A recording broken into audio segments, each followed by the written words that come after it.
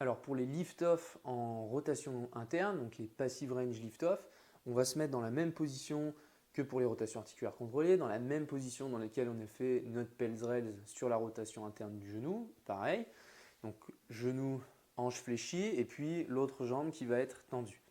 Dans cette position-là, on va encore une fois aller chercher quasiment la fin, en fait on va aller chercher cette fois-ci quasiment la fin de notre amplitude active de rotation interne. C'est pas comme sur le Pels Rails où on va tirer, tu vois, avec ta main, on va tirer avec ta main libre pour aller vraiment chercher une amplitude passive. Là, tu restes dans de l'actif. C'est-à-dire que tu vas rester très proche de la fin de ton amplitude maximale sur ta rotation interne. Et en fait, on va se servir, si tu veux, de ta main libre cette fois-ci, non pas comme un support qui va te permettre de tirer encore plus dans l'amplitude. Cette fois-ci, ça va être un support fixe duquel tu vas chercher à décoller. Donc en fait, là, je vais aller par exemple chercher la fin de mon amplitude. Donc j'ai toujours ma dorsiflexion au niveau de la cheville, je ne veux pas de rotation au niveau de la cheville. Je vais m'approcher de la fin de mon amplitude maximale en rotation interne. Et là, ça va simplement, ma main, tu vois, va servir de support duquel je vais chercher à décoller. Donc là, je vais irradier et je vais chercher à décoller en rotation interne. Évidemment, l'idéal, c'est que je ne compense pas au niveau de ma cheville. Et deuxièmement, c'est surtout qu'il faut que je sois relativement proche de la fin de mon amplitude. Donc je devrais tout juste pouvoir décoller mon pied de ma main en rotation interne.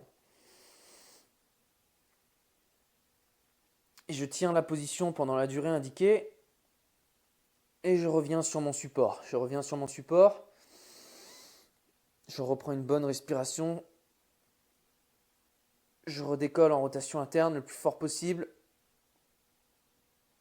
et je reviens. Et si je fais ça sur le nombre de répétitions qui est indiqué, ce que je vais chercher à éviter aussi, ça va être par exemple de bouger mon support qui est censé être fixe. Donc tu vois, ma main libre là, c'est censé être mon support duquel je décolle, comme ceci, de cette façon-là.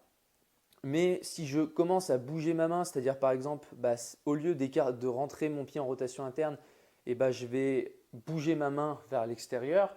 En fait, je vais mimer comme si je faisais la rotation interne, mais je ne vais rien faire au niveau du tibia.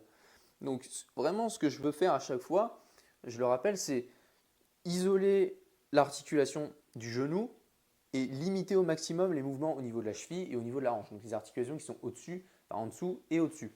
Donc, et éviter aussi du coup, de compenser là avec mon bras qui est censé être fixe et de l'emmener vers l'extérieur.